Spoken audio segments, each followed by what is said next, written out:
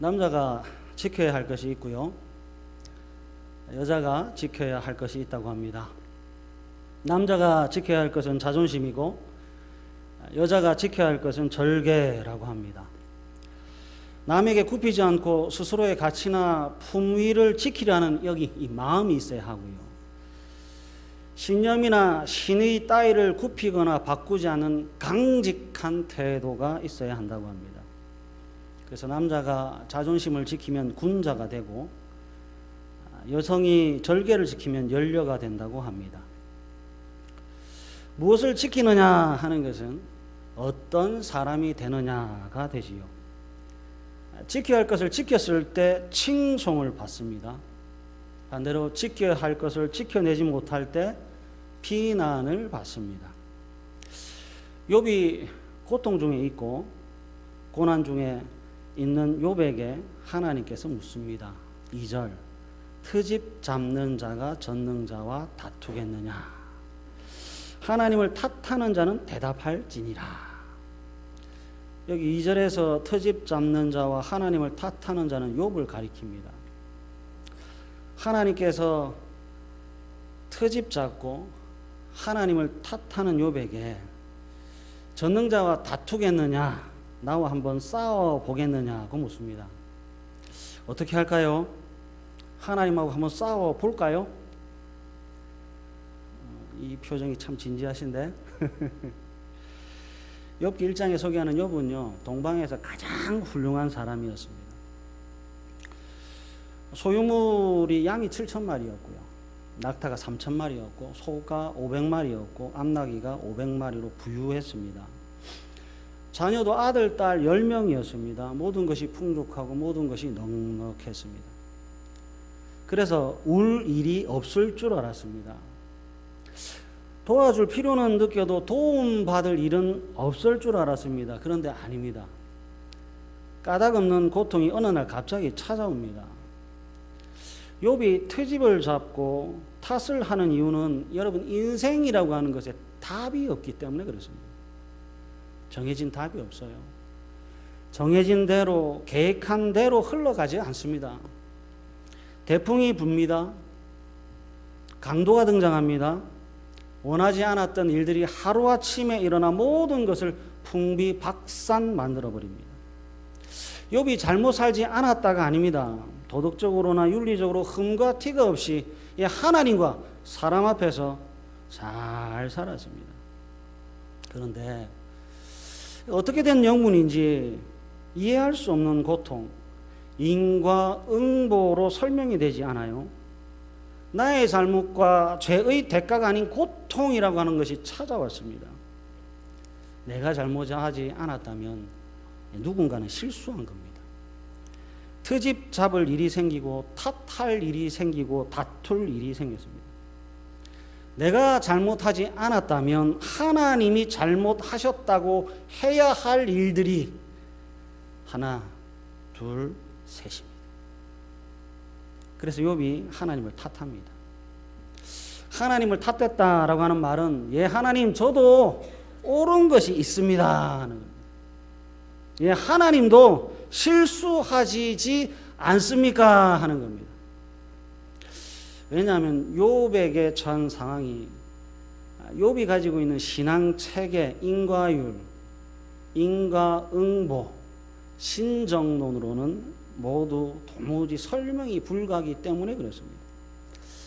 죄인이 심판받는 것은 이해가 가는데 의인이 고통받는 것은 이해 불가합니다. 그래서 하나님께서 지적하신 대로 투덜거렸고요. 트집을 잡았습니다. 끝나지 않는 고통과 재난 속에서 지속적으로 끊임없이 하나님을 향해 투덜거렸고 트집을 잡았습니다. 하나님 제발 좀 오셔서 대답 좀 해달라고 악다구니도 썼습니다. 그리고 마침내 욥기 38장 폭풍우 속에서 하나님께서 하늘과 땅과 바다를 펼쳐 보이시면서 그 속에 가득한 무생물과 생물들을 통해 하나님의 지혜와 하나님의 주권을 보여주셨습니다. 그리고 하나님께서 내리신 결론은 욥아 나는 실수하지 않는다 였습니다. 욥기 39장에 등장한 하늘의 제왕인 독수리가 시체를 먹어요. 어디에 사는지 봤더니 낭떠러지에 살아요. 하늘의 제왕인 독수리가 시체를 먹는 것 하나님의 실패작이 아니고요. 하늘의 제왕인 독수리가 낭떠러지에 살게 된 것도 하나님의 실패작이 아니었습니다. 산염소와 암사슴의 출산과 고통은 하나님의 무지의 결과가 아니었습니다. 하늘과 땅과 바다에 있는 모든 것들이 하나님의 지혜, 하나님의 질서, 하나님의 능력 아래 온전했고 완전했습니다. 모든 창조물들이 정해진 곳에서 정해진 방향을 향해 정해진 역할을 다 했습니다. 그래서 하나님께서 욥에게 한번 붙어보자고 하시는 이유는 나는 실수하지 않는다는 것의 강조입니다. 이제 욥이 대답해야 할 차례가 왔습니다. 계속해서 하나님 탓할 것인가? 계속해서 하나님을 트집 잡을 것인가 하는 겁니다. 하나님은 틀렸고 나는 옳다고 계속해서 주장할 것인가 하는 거죠. 욥이 드디어 하나님께 입을 열어 처음으로 하나님의 질문에 대답을 합니다. 4절과 5절인데요. 우리 4절과 5절 다 같이 읽겠습니다. 시작. 보소서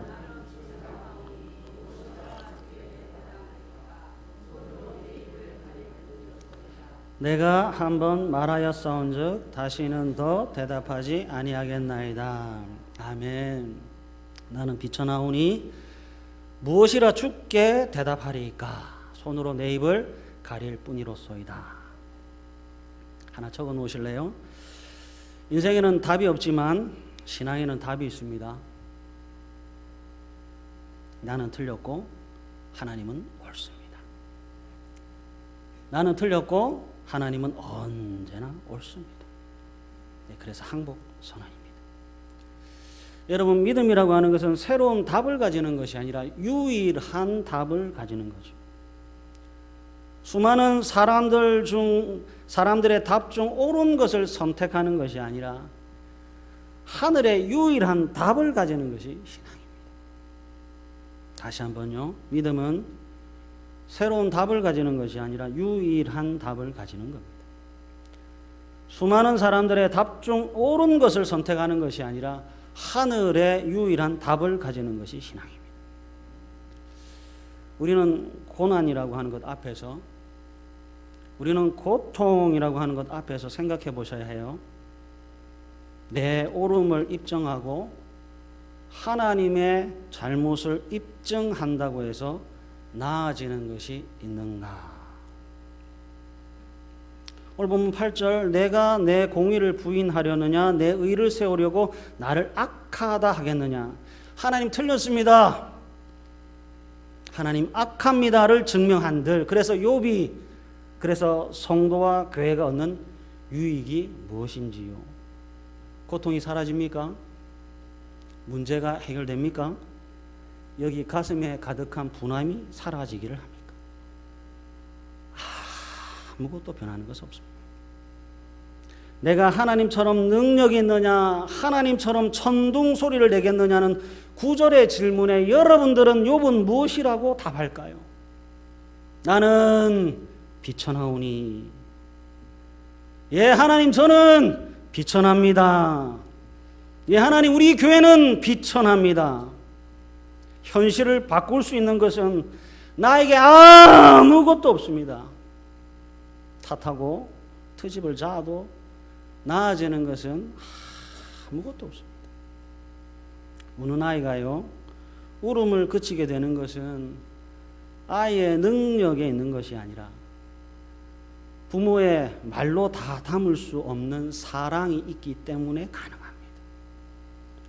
울음을 그치게 하는 동력은 부모의 사랑에 있는 것이지 우는 아이에게 있지 않습니다. 인생에는 답이 없지만 신앙에는 답이 있습니다. 여기 사람에게는 답이 없지만 하나님께는 답이 있습니다. 그래서 성도는 자존심을 지키는 것이 아니라 항복 선언해야 합니다. 나는 무능력하지만 하나님은 전능하시고, 나는 무지하지만 하나님은 전지합니다. 나는 비천하지만 하나님은 존귀합니다. 나는 틀렸고 하나님은 언제나 옳습니다. 그래서 매일 항복하는 사람이 성도입니다. 하이델베르그 요리문답 제1문이요. 사나 죽으나 그대의 유일한 위로는 무엇입니까? 인데요. 화면이 준비됐나요? 안 됐습니까? 됐네요. 사나 죽으나 그대의 유일한 위로는 무엇입니까? 여러분들이 답을 한번 읽어주실래요? 시작. 사나 죽으나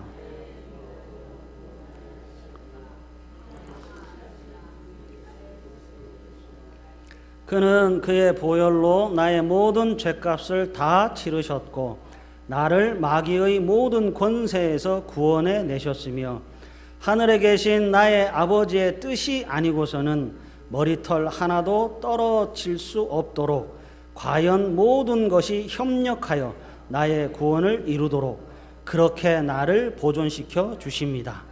그러므로 그는 그의 성령으로 말미암아 나로 하여금 영생을 확신하게 하시며 이제부터 그를 위하여 살기를 진정으로 바라도록 만드시고 또한 그렇게 살 준비를 갖추도록 만드십니다. 아멘. 사나 죽으나 성도와 교회의 유일한 위로는 나의 몸도 나의 영혼도 나의 것이 아니요 나의 신실하신 구주 예수 그리스도의 것입니다.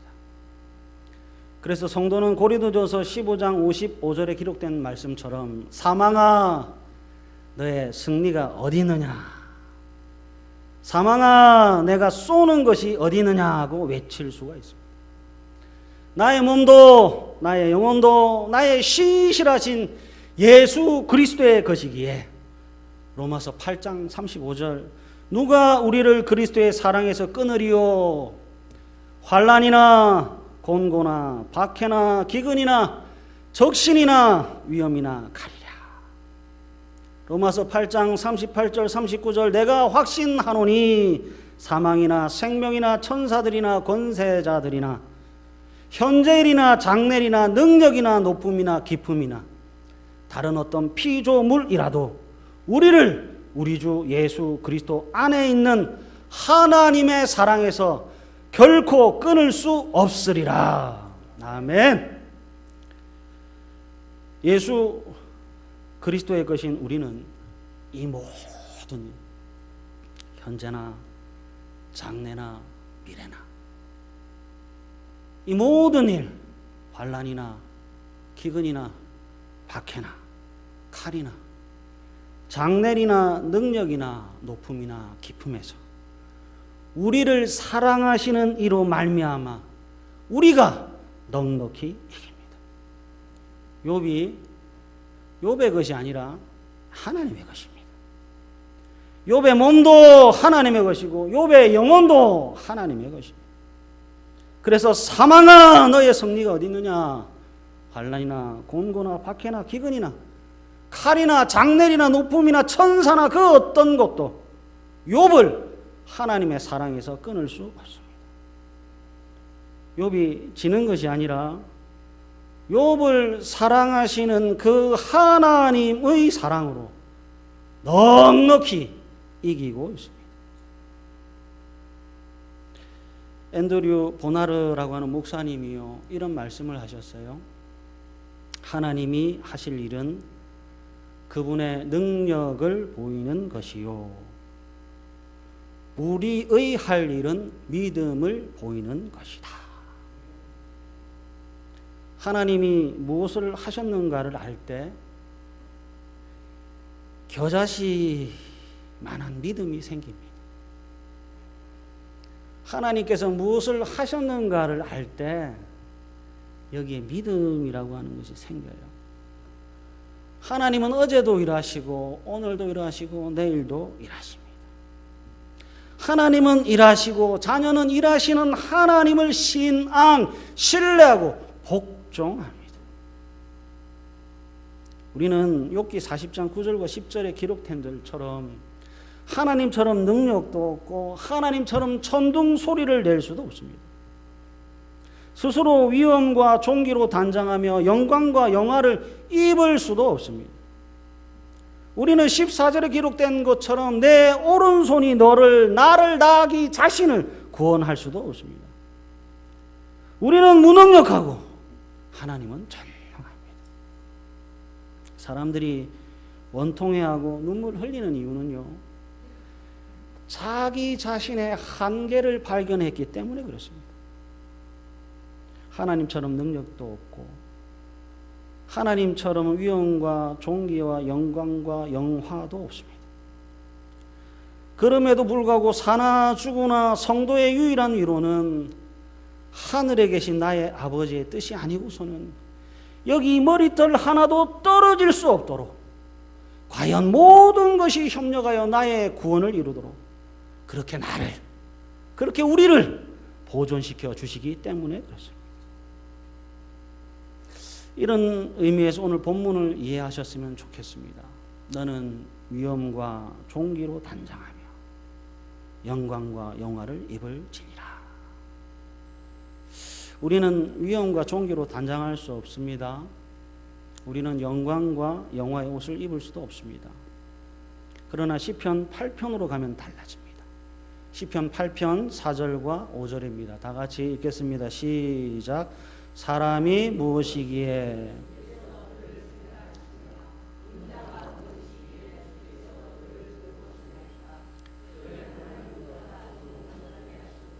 영화와 존귀로 아멘. 사람이 무엇이기에 주께서 그를 생각하시며 인자가 무엇이기에 주께서 그를 돌보시나이까. 답을 좀 해주십시오. 사람이 무엇이기에 하나님께서 그를 생각하시지요? 인자가 무엇이기에 하나님께서 그를 돌보시나요? 우리가 입지 못하는 옷을 하나님이 이미 영화와 존귀로 관을 씌우셨네요. 욥 스스로는 입을 수 없지만 하나님에 의해 옷을 입은 존재가 하나님의 형상이요 성도입니다. 갈라디아서 3장 27절에 누구든지 그리스도와 합하기 위하여 세례를 받은 자는 그리스도로 옷 입었느니라고 말씀합니다. 삼위 하나님께서 그 사랑하는 자에게 그리스도로 옷 입히셨고 영화와 영광의 관을 씌우셨습니다. 그럼 이제 이렇게 되는 거지요. 위엄이라고 하는 것과 존귀, 영광이라고 하는 것과 영화는 재물에 있지 않고 건강에 있지 않습니다. 온몸에 피부병이 가득해도 하나님께서 욥에게 부여한 위엄과 존귀는 손상되지 않았고 모든 것을 잃어버렸지만 하나님께서 욥에게 수여한 영광과 영화는 조금도 손실되지 않았습니다. 다만 욥이 착각한 겁니다. 다 잃어버렸으니까 나는 쓸모없다. 다 빼앗겼으니까 나는 형편없다. 아니요. 하나님이 살아계시는 한, 하나님의 창조 능력이 사라지지 않는 한, 하나님께서 그 백성에게 수여한 존귀와 위엄, 영광과 영화는 조금도 터럭만큼도 손상되지 않습니다. 하나님께서 보여주고 싶은 것은 이거지요. 욥아, 아니다. 너는 존귀하다. 욥아, 여전히 너는 아름답다.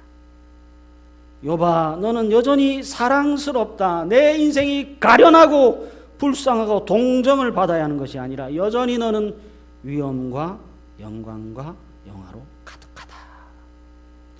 하늘에 계신 나의 아버지의 뜻이 아니고서는 머리털 하나도 떨어질 수 없는 것이 성도의 운명입니다.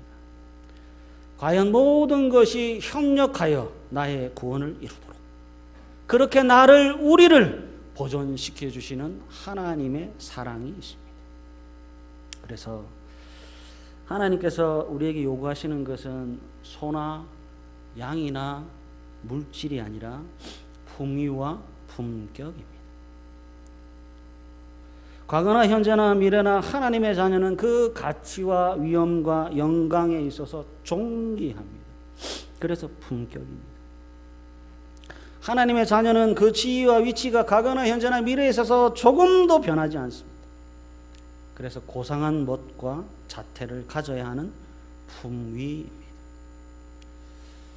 마지막 황제라고 하는 영화가 있었어요. 푸이라고 하는 4살 된 아이가 서태후에 의해 청나라의 14대 왕이 됐습니다. 준비된 왕이 아니라 하루아침에 그야말로 하루아침에 황제가 됐지요. 평범한 일상에서 화려하고 분주하고 다급하게 변하기 시작했습니다. 그리고 10살이 되던 해 1912년 신해 혁명이 일어났고 청나라는 멸망하고 중국의 주인은 한족이 됐습니다. 평범함에서 출발해서 황제가 됐고 이제는 나라가 쫄딱 망했어요. 소년 푸이는 결정해야 합니다. 다시 10살 소년의 평범함으로 돌아가야 하는지 아니면 여전히 황제의 품위, 황제의 품격을 지키며 살아가야 할지를 결정해야 합니다. 어떻게 하는 게 맞습니까? 어떤 목사님이 이런 글을 적으셨는데요. 당신이 태어났을 때 당신은 울고 세상은 기뻐했다.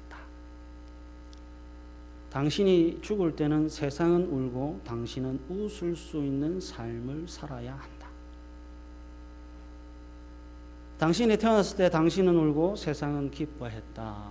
당신이 죽을 때는 세상은 울고 당신은 웃을 수 있는 삶을 살아야 한다. 우리는 하나님의 것입니다.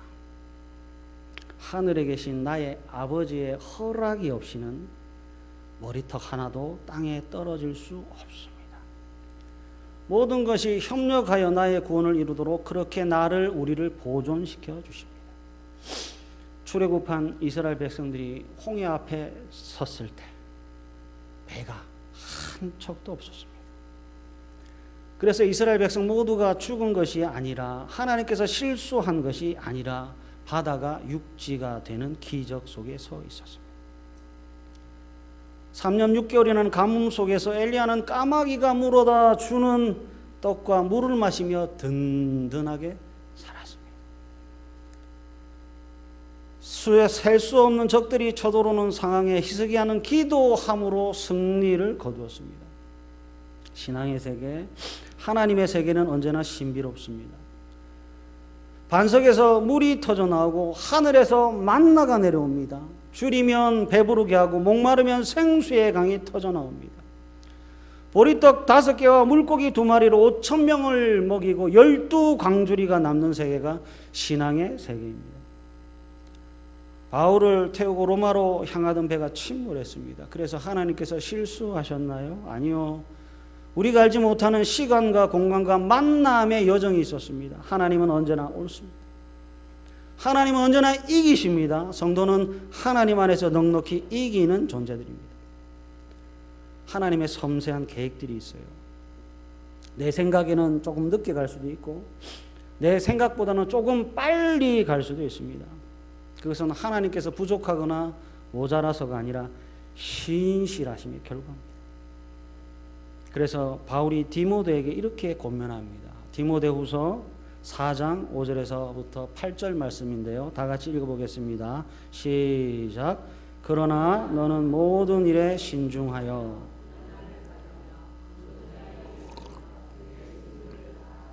전제와 같이 내가 벌써 부어지고 나의 떠날 시각이 가까웠도다. 나는 선한 싸움을 싸우고 나의 달려갈 길을 마치고 믿음을 지켰으니 이제 후로는 나를 위하여 의의 면류관이 예비되었으므로 주 곧 의로우신 재판장이 그날에 내게 주실 것이며 내게만 아니라 주의 나타나심을 사모하는 모든 자에게도니라. 아멘. 당당하게 어깨 펴시고 사십시오. 트집 잡고 탓할 시간에 여러분들의 직무를 다 하십시오. 하나님께서 우리의 신분을 변화시켰습니다. 하나님께서 우리의 지위를 변화시켰습니다. 하나님께서 우리에게 부여하신 신분과 지위는 그 어떤 것도 빼앗을 수 없는 존귀요 영광입니다. 땅의 것으로 하늘의 영광을 대신하려고 하지 마십시오. 하나님께서 우리에게 부여하신 신분과 지위는 그 어떤 것도 빼앗을 수 없는 존귀요 영광입니다. 그 어떤 것도 무너뜨릴 수 없는 영화와 위엄입니다. 선한 싸움을 싸우시고 달려갈 길을 다 가십시오. 멈추지 마시고 끝까지 믿음을 지키십시오. 여러분들은 그리스도로 존귀와 영광과 영화의 옷을 입은 왕 같은 제사장들입니다. 어디를 가나 성도이고 무엇을 하든 왕 같은 제사장입니다.